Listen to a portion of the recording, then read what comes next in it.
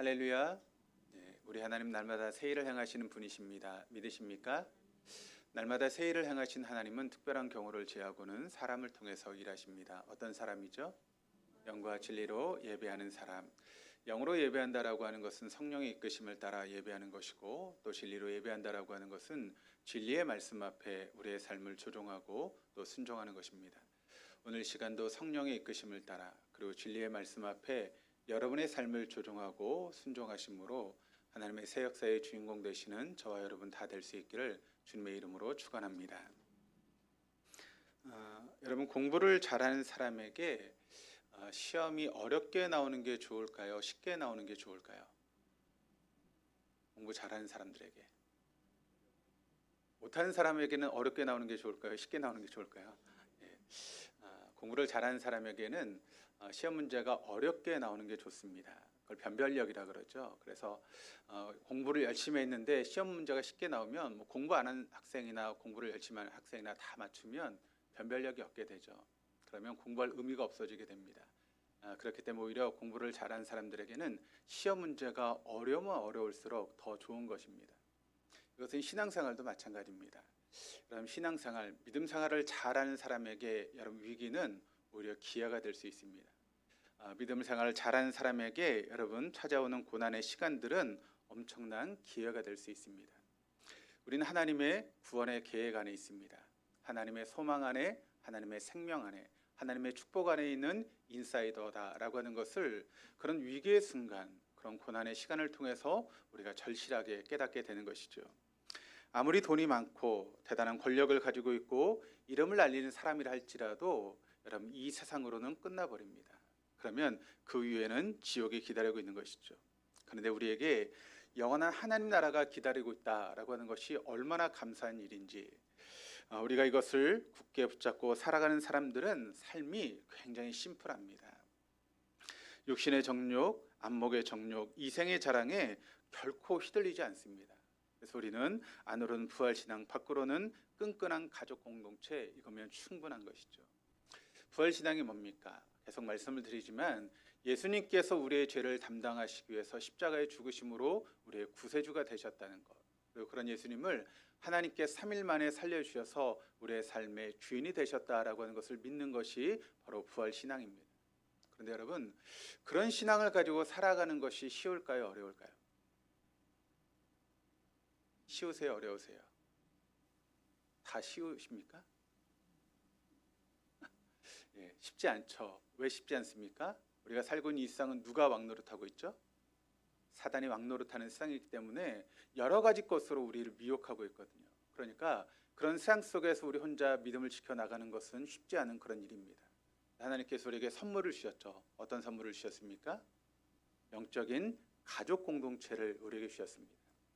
그래서 작게는 목장이라고 하는 그런 가족을, 또 넓게는 동독 공동체라고 하는 그런 영적인 가족을 주셔서 어려운 가운데 함께 힘을 합치며 믿음을 지켜나가라고 우리에게 그런 영적인 가족 공동체를 주셨습니다.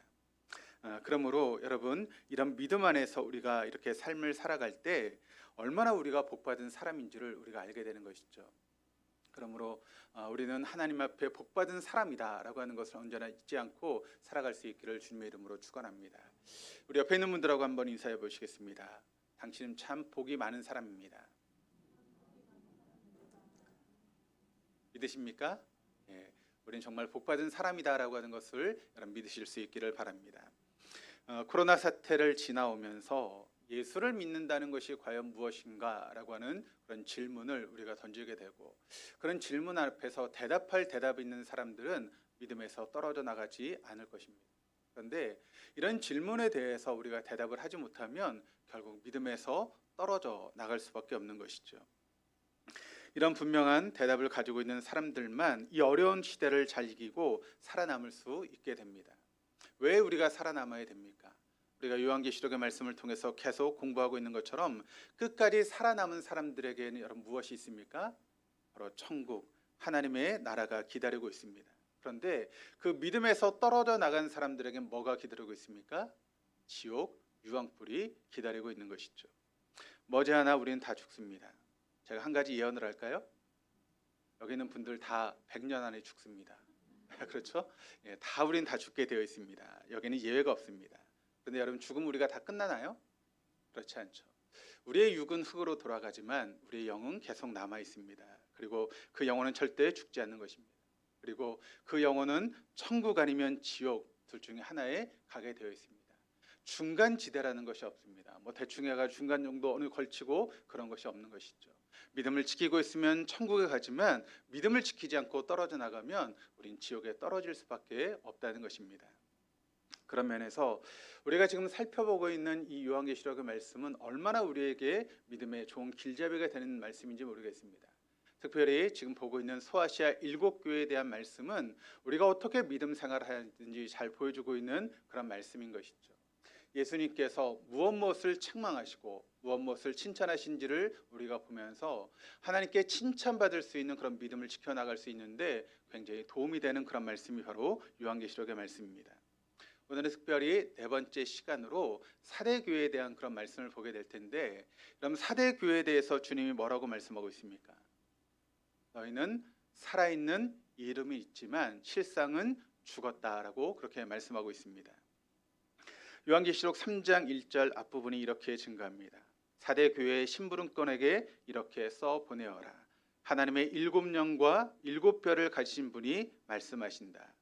하나님의 7영과 7뼈를 가지신 분이 누구십니까? 교회의 주인 되신 예수님이시죠. 심부름꾼은 누구입니까? 지금 말씀을 기록하고 있는 사도 요한입니다. 그럼 구체적으로 사대교회의 문제가 무엇인지 우리가 먼저 알아볼 텐데, 그러기 위해서 사대라고 하는 도시가 어떤 도시인지를 우리가 한번 살펴보면, 지도를 보면 이제 사대교회의 위치가 이런 위치에 지금 있는데, 이 사대라고 하는 도시는 리디아 왕국의 수도 역할을 했던 그런 도시입니다. 주전 700년부터 546년까지 존재했던 고대 리디아라고 하는 그런 왕국이 있었는데, 그 왕국의 수도가 바로 이 사대라고 하는 그런 도시였습니다. 근데 이 도시가 유명한 것은 무엇 때문에 유명한가 하면, 이 도시가 그 당시에 최대 금 생산 지역이었기 때문에 이 도시가 굉장히 유명했습니다. 그래서 이 리디아 왕국에서 처음으로 행한 것이 있는데, 그것이 무엇인가 하면 이 넘쳐나는 금과 은으로 화폐를 만든 그런 일을 처음으로 했던 도시입니다. 그러니까 리디아 왕국 전에는 금과 은으로 돈을 만드는 것이 없었습니다. 그런데 이 리디아 왕국이 이 넘쳐나는 금과 은을 가지고 화폐를 만들게 된 것이죠. 그리고 이 도시에는 사이벨레라고 하는 신전을 중심으로 1년 내내 그런 축제가 진행되고 있는 그런 도시가 바로 이 사대라고 하는 도시입니다. 그래서 유명한 역사학자인 헤로도투스는 이런 이야기를 하고 있습니다. 이 도시는 78개의 돌긴으로 이루어진 거대한 신전을 중심으로 연회와 오라, 그리고 축제가 끊임없이 이루어졌다라고 그렇게 이야기를 하고 있습니다. 지금도 이 사대라고 하는 이제 도시를 가보게 되면 20m가 넘는 그런 돌 기둥이 지금 2개가 세워져 있습니다. 한번 그림을 보시면 이 기둥인데, 이게 높이가 어느 정도라고요? 20m가 넘습니다. 우리 교회 한 개 층의 고가 어느 정도 될까요? 한 3m 정도라고 하면 몇 개 층 정도 되는 거죠? 거의 7층 높이의 그런 돌 높이입니다. 그러니까 우리 교회보다 더 높은 그런 돌 기둥이 지금 있는데, 이게 지금 이제 2가밖에 남지 않았지만 옛날 이제 사이벨레 그 신전이 있을 때는 몇 개요? 78개의 기둥이 세워져서 신전을 이루고 있는 그런 신전이었다는 것이죠. 그러니까 엄청난 그런 신전인 것이죠. 그리고 여기에는 섬유 산업과 의료 산업이 발달해서 경제적으로 아주 풍요한 그런 도시가 바로 이 사대라고 하는 도시였습니다. 그러다 보니까 사치와 방탕과 낭비로 가득 찬 도시, 바로 그것이 사대라고 하는 도시였는데, 이 도시 위에 바로 사대교회라고 하는 교회가 세워지게 된 것입니다. 본래 사대 교회를 우리가 보게 되면 에베소 교회와 함께 소아시아에서 이제 전도의 중심 역할을 감당했던 도시가 바로 사대 교회였습니다. 그런데 이렇게 전도의 복음 전파의 본부 역할을 감당했던 이 교회가 세월이 흘러가면서 서서히 죽어가는 그런 교회가 되어버리고 말았다는 것입니다. 유감스럽게 우리가 이제 다음 시간에 살펴볼 라오디게아 교회와 함께 주님께 책망만을 받은 교회가 바로 이 사대 교회입니다. 우리가 살피고 있는 소아시아 7교회 같은 경우는 2교회는 책망만을 받았습니다. 그리고 두 교회는 칭찬만을 받았고 세 교회는 책망과 칭찬을 함께 받았는데 책망만을 받은 교회가 어떤 교회인가 하면 바로 사대 교회라고 이야기할 수 있습니다. 그렇다면 주님이 뭐라고 책망하셨는가? 우리 3장 1절 하반절 말씀을 같이 한번 읽어보시겠습니다. 나는 내 행위를 안다. 너는 살아있다는 이름은 있으나 실상은 죽은 것이다. 여기 너는 살아있다는 이름은 있으나 라고 하는 이 말의 뜻은 어떤 뜻인가 하면 이름만 대면 누구나 잘 알고 있는 그렇게 잘 알려진 교회다라고 하는 그런 뜻입니다. 그럼 동덕교회 하면 사람들이 많이 알까요, 모를까요? 모르죠. 이 동네에 있는 사람 몇 명만 알지 우리 교회는 잘 모릅니다. 그런데 여의도에 있는 무슨 교회 하면 여러분 사람들이 알까요, 모를까요? 서울에 있는 사람 웬만큼 교회를 다니지 않는 사람도 여의도에 있는 그 교회 하면 다 웬만한 사람들이 다 알고 있습니다. 그냥 그런 의미를 가지고 있는 것이죠. 그러니까 이름만 대면 알 수 있는 교회, 그것이 바로 사대의 교회였다는 것입니다. 겉으로 보기에는 굉장히 유명하고 또 합리적이고 평화스러운 그런 교회였지만 실상은 그 교회는 바로 공동묘지의 평화와 같은 그런 교회가 바로 사대 교회였다라고 말씀하고 있습니다. 왜 그럴까요? 바로 실상은 죽어 있기 때문에 그렇습니다. 주석가들이 이 부분을 이제 주석을 하면서 어떻게 주석을 하고 있는가 하면 이렇게 주석을 했습니다. 교회 좌석의 죽음, 그렇게 표현을 했습니다. 예배당에 많은 사람들이 출석해서 그 넓은 예배당을 꽉 채워서 예배를 드리고 있지만 그런데 실상은 영적인 시체들이 거기에 앉아 있다라고 그렇게 표현을 하고 있는 것이죠. 사람들이 이렇게 예배를 드리고 그 자리를 가득 채우고 뜨겁게 예배를 하는 것 같은데 실상은 영적으로 죽어 있는 사람들이 그 자리를 채우고 있는 교회가 바로 사대 교회였다라고 말씀하고 있습니다. 영적인 시체들. 그런데 여기 말씀을 보니까 나는 내 행위를 안다라고 이야기를 하고 있는데 이 행위라고 하는 단어가 우리말 번역에는 이제 행위라고 나와 있지만 원문을 보게 되면 이게 복수로 쓰여져 있습니다. 그러니까 행위들이라고 이야기할 수 있는 것이죠. 그러면 이 교회에서 하는 행위들이 여러분 어떤 행위였겠습니까? 주일 성수를 열심히 하고 또 성경 공부도 하고 찬양도 하고 기도도 열심히 하고 구제와 봉사의 그런 모습들이 열심히 있는데 그런 행사들이 1년 내내 끊이지 않아요. 그런데 주님 보실 때 그 교회는 어떤 교회라고요? 영적인 시체들이 질비한 교회, 그것이 바로 사대 교회였다는 것입니다. 그러니까 실상은 바로 죽은 교회였다는 것이죠. 어떤 의미로 주님께서 이런 말씀을 하셨을까요? 2절 말씀을 한번 보도록 하시겠습니다. 2절 말씀 같이 읽겠습니다. 깨어나라. 그리고 아직 남아있지만 막 죽어가는 자들을 굳건하게 하여라. 나는 내 행위가 나의 하나님 앞에서 완전하다고는 생각하지 않는다. 여기 또 행위라고 하는 단어가 나와 있는데 그 말을 수식하는 단어가 어떤 단어인가 하면 나의 하나님 앞에서라고 하는 단어가 수식을 하고 있습니다. 그러니까 사람들이 볼 때 그 사대 교회는 부족함이 하나도 없는 그런 교회였습니다.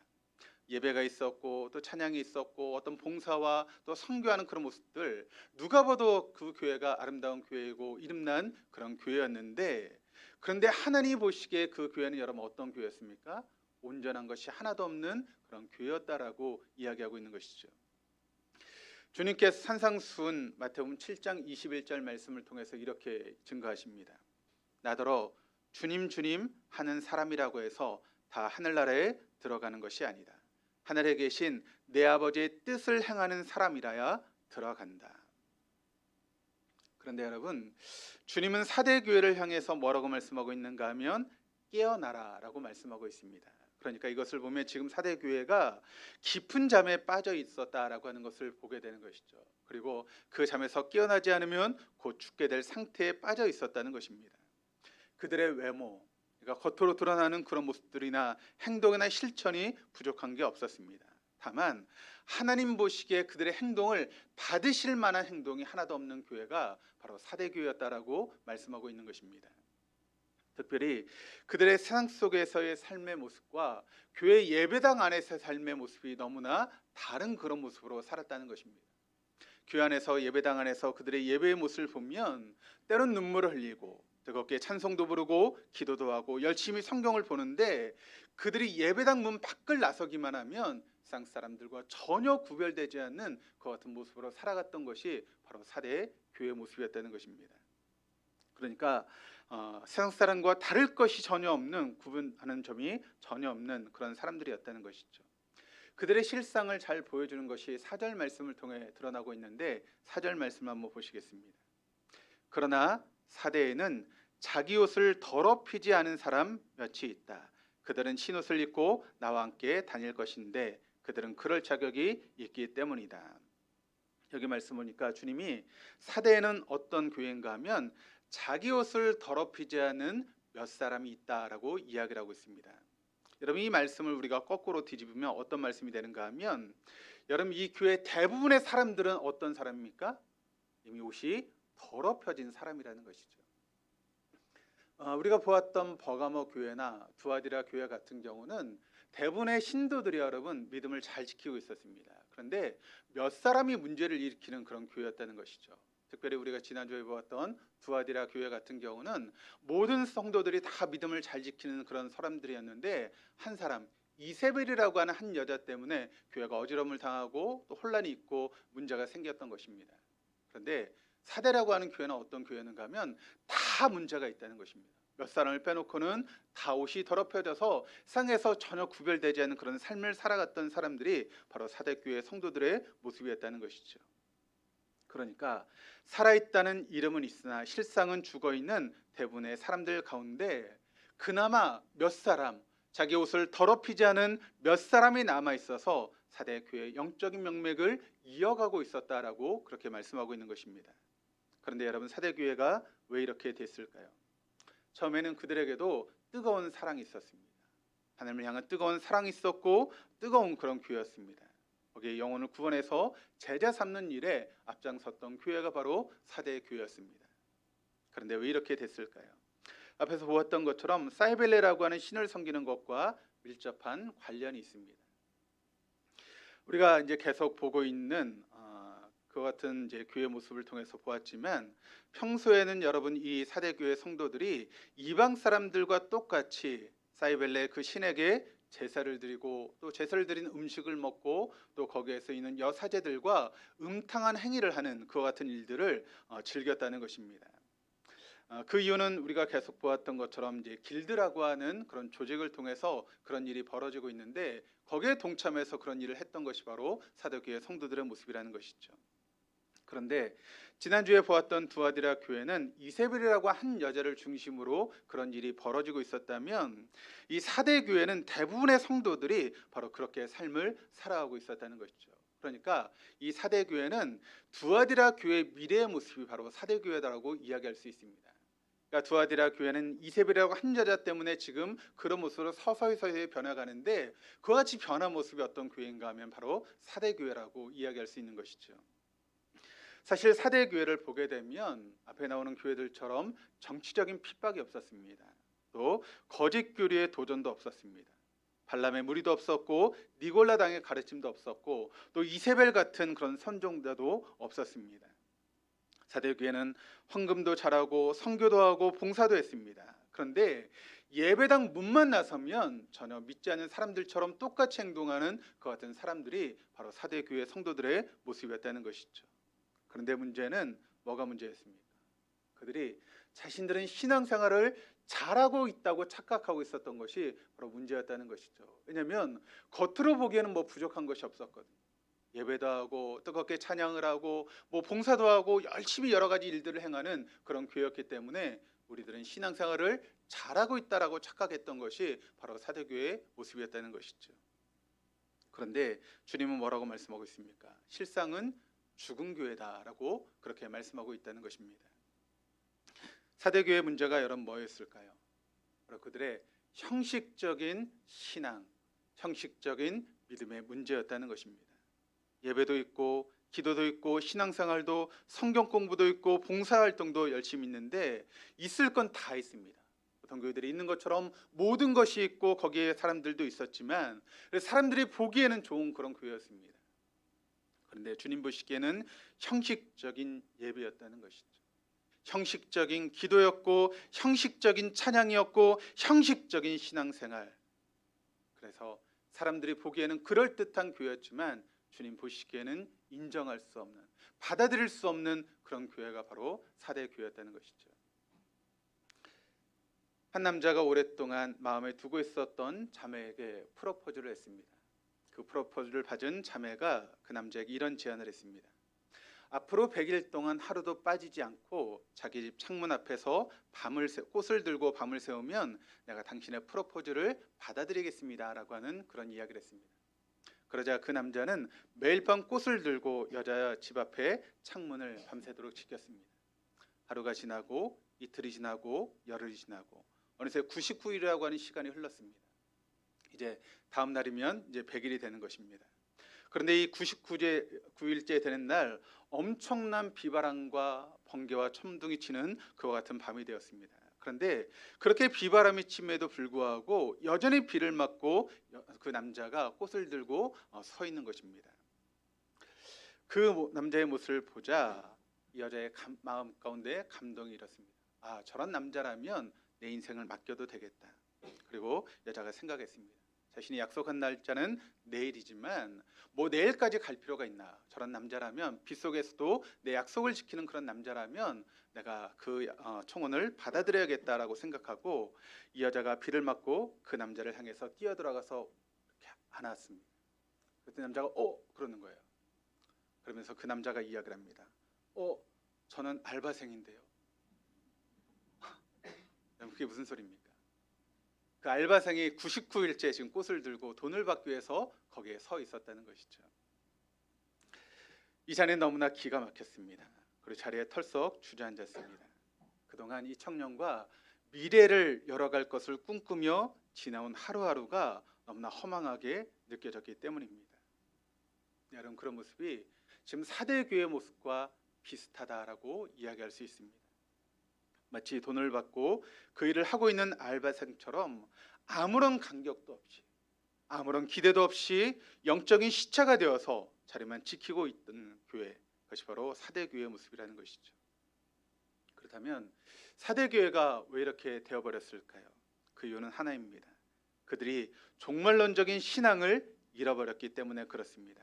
그래서 주님은 요한을 통해서 계시록의 말씀을 기록하게 하신 것입니다. 여러분, 계시록의 말씀의 핵심이 무엇입니까? 우리가 보았던 18장 말씀, 바벨론, 즉 바벨론으로 상징되는 이 세상은 한순간의 흔적도 없이 자취를 감춘다라고 하는 것이 여러분 요한계시록의 핵심의 말씀 아니겠습니까? 믿음을 잘 지키는 성도들은 영원한 하나님의 나라로 갈 것이지만 믿음을 지키지 못한 사람들은 영원한 지옥불에 유황불에 떨어지고 만다라고 하는 것이 요한계시록 말씀의 핵심 아니겠습니까? 복잡하지 않죠. 그런데 그걸 놓치고 살면 사대교회처럼 될 수밖에 없다라고 하는 것을 우리는 잊지 말아야 됩니다. 미국에 두루라고 하는 그런 신학대학이 있습니다. 거기에 전도학 석좌 교수인 레너 스윗이라고 하는 그런 분이 계시는데 이분이 이제 미국에서 주목받는 기독교 미래학자입니다. 근데 그분이 미국 교회를 M으로 시작하는 4개의 단어로 분석을 했습니다. 첫 번째 M은 바로 미셔널 처치라고 하는 그런 M자를 쓰고 있습니다. 그러니까 풀이하면 선교적 교회라고 이야기할 수 있죠. 그러니까 교회의 본질이 무엇인가? 바로 생명을 살리는 전도와 선교에 집중하는 교회, 그것이 바로 미셔널 처치라는 것입니다. 그러니까 교회의 모든 예배, 또 훈련도, 친교도, 봉사도 이 모든 것들이 영혼 구원하여 제자 삼는 일에 목표로 두고 존재하는 교회가 바로 미셔널 처치라는 것입니다. 두 번째 교회는 미니스트리 처치라고 이야기를 하고 있습니다. 그러니까 목회적 돌봄에 중점을 두고 있는 그런 교회라고 이야기할 수 있는 것이죠. 성도들의 아픔의 문제, 그 문제를 치유하고 회복하는 것은 물론 교회의 중요한 기능 중에 하나이죠. 그래서 목회적인 돌봄이 다 필요한 것 아니겠습니까? 그런데 여기에만 집중하다 보니까 외부에 선교하고 전도한 일에는 아예 관심도 없고 우리끼리 한마디로 이야기해서 잘 먹고 잘 사는 그런 교회가 바로 미니스트리 처치라는 것이죠. 집사님이 입원할 때 우리 가서 기도해 주자 하고 다 몰려가고 또 아무개 권사님이 사업이 잘 안 되는데 우리 가서 격려해 주자라고 그렇게 함께 격려하는, 물론 그게 다 좋은데 여러분 이것밖에 할 줄 모르는, 그래서 교회가 소비지향적인 교회가 바로 미니스트리 처치라고 이야기를 하고 있습니다. 세 번째는 메인터넌스 처치라고 그렇게 이야기를 하고 있습니다. 한마디로 이야기를 하면 현상 유지하는 교회, 그것이 바로 메인터넌스 처치라고 부르고 있습니다. 교회 존재 이유에 대한 분명한 비전과 꿈을 상실한 채 교회의 변화와 개혁에는 전혀 관심이 없는 그런 교회라는 것이죠. 오직 전통과 교리에 얽매여서 앞으로 한 걸음도 나아가지 못하는 교회, 그것이 바로 메인 터너스 처치라고 이야기할 수 있습니다. 우리 교회는 이런 전통을 가지고 있어. 우리 교회는 50년 됐고 100년 된 그런 전통을 가지고 있어. 그래서 시대 상황에 전혀 대처하지 못한 채 현상 유지에만 급급한 그런 교회, 한마디로 이야기하면 에베소 교회와 같은 그런 교회라고 이야기할 수 있습니다. 네 번째는 뮤지엄 처치입니다. 쉽게 이야기하면 박물관처럼 변한 교회라는 것이죠. 여러분, 박제된 동물을 한번 보시기를 바랍니다. 그러면 그 동물의 모양은 똑같이 있지 않습니까? 근데 여러분, 거기에 생명이 있습니까? 없습니까? 박제된 동물에는 생명이 없습니다. 숨을 쉬지 않죠. 지금 유럽에 있는 교회들을 보면 그런 교회 모습을 우리가 보게 되지 않습니까? 유럽의 저 유명한 노트르담 성당을 한번 보시기를 바랍니다. 사람들이 거기에 수없이 찾아갑니다. 왜 찾아가죠? 예배를 드리러 거기서 찾아갑니까? 아니에요. 구경하기 위해서 찾아갑니다. 그게 언제 지어졌고 어떻게 지어졌는지, 그러니까 구경하라고, 예배당을 보러 가는 거예요. 거긴 진정한 예배가 있을 수 없다는 것이죠. 이렇게 살펴본 내 교회는 교회가 서서히 죽어가는 단계를 보여주고 있다라고 그렇게 이야기를 하고 있습니다. 첫 번째, 선교적인 교회, 미셔널 처치처럼 우리가 교회가 시작한다는 것이죠. 그런데 이런 교회가 시간이 지나가면서 국군과 비전을 잃어버린 채 그저 우리끼리 잘 먹고 잘 사는 목회적인 돌봄에 집중하는 교회로 전락해 버린다는 것이죠. 그러다가 마침내는 현상 유지에 급급해 남 돌볼 틈도 없어 이제는 그저 내가 주일날 그냥 의무방어전하는 것처럼 예배 한번 드리면 다 한 것처럼 생각하는 그런 메인 터너스 처치로 변해 간다는 것입니다. 그리고 마침내는 이제 숨도 못 쉬는 박물관 교회, 뮤지엄 처치로 전락하다가 점점 사라지고 만다는 것이죠. 그래서 여러분, 유럽의 교회를 한번 가보시면 그 큰 예배당에 여러분 연세 드신 분 한 분, 두 분 앉아서 예배 드리는 그런 교회들이 넘쳐납니다. 그리고 그것조차 할 수 없어서 술집에 넘어가는 그런 교회들이 지금 비일비재하다는 것입니다. 그것이 바로 유럽 교회의 모습이라는 것이죠. 오늘 본문의 사대 교회가 바로 그런 교회였다라고 하는 것을 우리가 알게 됩니다. 왜 그렇게 되었나요? 그것은 바로 교회의 본질, 종말론적인 신앙을 그들이 잃어버렸기 때문에 그렇습니다. 어떻게 해야 될까요? 주님께서 처방을 내려주십니다. 우리 2절 3절 말씀을 같이 한번 읽어보시겠습니다. 깨어나라. 그리고 아직 남아있지만 막 죽어가는 자들을 굳건하게 하여라. 나는 내 행위가 나의 하나님 앞에서 완전하다고는 생각하지 않는다. 그러므로 내가 그 가르침을 어떻게 받고 어떻게 들었는지를 되새겨서 굳게 지키고 회개하여라. 만일 내가 깨어있지 않으면 내가 도둑같이 올 것인데 어느 때 내가 내게 올지를 너는 알지 못한다. 자, 주님께서 5가지 처방을 주고 계십니다. 깨어나라, 굳건하게 하여라, 되새겨라, 굳게 지켜라, 회개하여라. 그러니까 우리가 회복할 수 있는 길은 5가지. 깨어나라, 굳건하게 하여라, 되새겨라, 굳게 지켜라, 회개하여라. 시간 관계상 이 부분은 설명하지 않고 그냥 넘어가겠습니다. 그런데 다행히 사대교회 성도들 중에는 자기 옷을 더럽히지 않은 몇 사람이 있었다는 것입니다. 그리고 주님은 그 사람들을 주목하고 계십니다.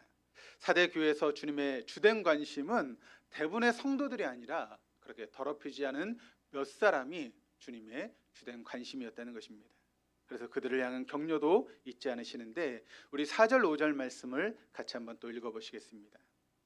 그러나 사대에는 자기 옷을 더럽히지 않은 사람 몇이 있다.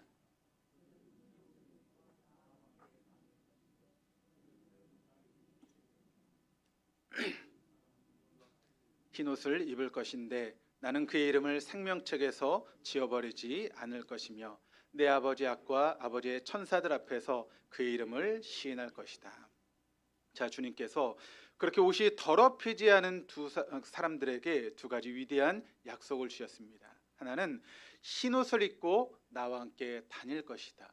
또 하나는 그의 이름을 생명책에서 지워버리지 않을 것이다. 첫 번째는 이 땅에서의 사역과 관련된 것이라면, 두 번째는 영원한 하나님 나라에 대한 그런 받을 상급에 대한 그런 이야기죠. 첫 번째, 흰옷을 입고 나와 함께 다닐 것이다. 신앙적으로 승리하는 사람들에게는 물론 장차 하나님 나라에서 흰옷을 입혀주시겠지만, 그런데 그 앞서서 이 세상에 사는 동안에도 우리에게 거룩한 옷, 성별의 옷을 우리에게 입혀주셔서 하나님께서 우리를 요긴하게 쓰시겠다라고 약속하고 있다는 것입니다. 또 두 번째는 생명책에서 이름을 지워버리지 않을 것이다. 이 말씀은 그렇게 승리하는 사람의 이름을 주께서 하시고 주님이 인정하시겠다라고 하는 그런 이야기를 하고 있죠. 여러분, 누가 나를 알아주면 기분이 좋습니까? 나쁩니까? 기분이 좋아요, 나빠요? 얼굴은 별로 좋은 얼굴이 아니시더라고요. 저희 이제 지방회가 서울 남지방회고, 저희가 속해 있는 감찰회는 용산 감찰회입니다. 그런데 용산 감찰회 어떤 이제 여자 목사님이 개척을 하셨습니다. 그때 제가 이제 이렇게 좀 도움을 주고 또 이렇게 격려도 하고 그랬습니다. 그랬더니 용산 감찰회 모임 있을 때 그 목사님 저한테 그 얘기를 하시더라고요. 목사님, 그때 제가 어려울 때 그렇게 목사님 관심 가져주시고 도와주셔서 참 그게 제 마음에 남습니다라고 하는 그런 이야기를 하시는데, 그걸 이렇게 알아주시니까 제가 참 마음에 기쁨이 있고 제 마음에 참 감사가 있었습니다. 네, 여러분, 그 목사님이 그걸 항상 기억하실까요? 시간이 지나면 잊어버립니다. 사람들은 다 그렇죠. 망각의 은혜가 있어서 시간이 지나면 다 잊어버리죠. 그런데 우리 하나님은 어떤 분이시죠? 그걸 잊어버리시는 분이십니까? 결코 잊지 않으신 분이시죠. 내가 너를 안다, 아무개야. 너 그때 내가 네가 했던 그 일들을 내가 기억하고 있어. 네가 흘린 눈물을 내가 알고 있고, 네가 했었던 그 수고를 내가 알고 있어. 네가 했던 모든 것들을 내가 기억하고 있어. 그래서 내가 얼마나 고마운지 몰라. 여러분, 그러신다면 그것보다 더 큰 영광이 어디 있겠습니까? 우리가 주를 위해서 흘렸던 그 눈물을 기억하시고, 우리가 주를 위해서 최선을 다해 헌신했던 그 헌신을 기억하시는 하나님이 우리의 하나님이시다라고 하는 것이 얼마나 감사한 일입니까? 우리 사대교회 모습을 보았습니다. 오늘 주신 말씀의 거울 앞에 한번 우리 자신을 비춰보시기를 바랍니다. 오늘 말씀을 통해서 주님은 우리에게 너는 어떤 모습으로 신앙생활하고 있는지를 우리에게 묻고 계십니다. 우리가 신앙생활하는 모습이 구원에 대한 기쁨이나 감격도 없이, 하나님 나라에 대한 아무런 기대도 없이 마치 다람쥐 쳇바퀴 돌듯이 그렇게 형식적으로 맹목적으로 신앙생활하고 있는 것은 아닌지 우리에게 묻고 계십니다. 그렇다면 이유는 무엇일까요? 간단합니다. 우리가 종말론적인 신앙을 잃어버렸기 때문에 우리의 신앙이 형식적인 신앙으로 변모해버리고 만 것입니다. 여러분에게 묻겠습니다. 여러분에게 종말론적인 신앙이 있으십니까? 왜 대답이 없으시죠? 여러분에게 종말론적인 신앙이 있으십니까? 여러분, 우리에게 이런 종말론적인 신앙이 없으면 우리의 신앙은 헛것입니다. 아무리 몇십 년 교회를 다니고 어떤 직분을 가지고 봉사를 열심히 해도 여러분, 종말론적인 신앙이 없으면 우리의 신앙은 결국 죽은 신앙일 수밖에 없습니다. 성경에 수많은 약속들이 나오지만 가장 많이 나오는 약속은 바로 주님의 재림에 대한 약속입니다. 몇 번이나 나올까요? 성경의 260장을 통해서 우리가 318번이나 주님께서 재림에 대한 약속을 우리에게 하고 있죠. 그러니까 우리가 꼭 붙들어야 될 약속이 있다면 어떤 약속입니까? 재림에 대한 약속, 종말론적인 신앙, 그것이 우리가 붙들어야 될 그런 신앙입니다. 이야기를 하나 하고 말씀을 마치겠습니다. 지금은 고인이 된 제1교포의 심수관이라고 하는 분이 계십니다. 심수관 씨는 임진왜란 때 일본에 끌려갔던 조선 도공의 후예입니다. 일본 도자기에 가장 유명한 사스마 야끼라고 하는 그런 도자기가 있는데, 굉장히 유명한 그런 도자기인데, 그 도자기의 14대 주인을 맡았던 그런 분입니다. 우리나라에도 몇 번 찾아와서 강연을 한 바가 있습니다. 이분이 초등학교 입학식을 마치고 집에 돌아왔을 때 아버지가 그를 이제 도자기를 만드는 그런 작업실로 불렀습니다. 그리고 흙덩어리를 뭉쳐서 이제 도자기를 빚는 물레 위에 딱 올려놨습니다. 그리고 그 가운데 정확하게 바늘 하나를 조심스럽게 그 중심에 꽂은 후에 그 도자기를 만드는 물레를 돌리기 시작했습니다. 잠시 후에 어린 수간에게 아버지가 묻습니다.